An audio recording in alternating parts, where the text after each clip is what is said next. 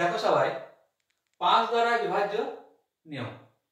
5 দ্বারা বিভাজ্য নিয়ম খুব সহজ। এটা এখানে 3টে অপশন দিয়েছি, ঠিক আছে?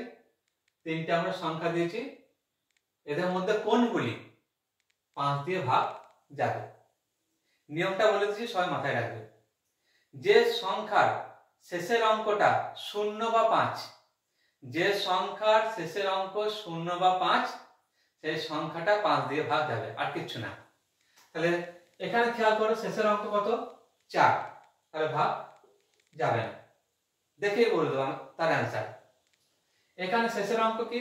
0, তাহলে সংখ্যাটা 5 দিয়ে ভাগ যাবে। আর এখানে শেষের অঙ্ক কত? 5, এটাও 5 দিয়ে ভাগ যাবে। তাহলে কি বললাম?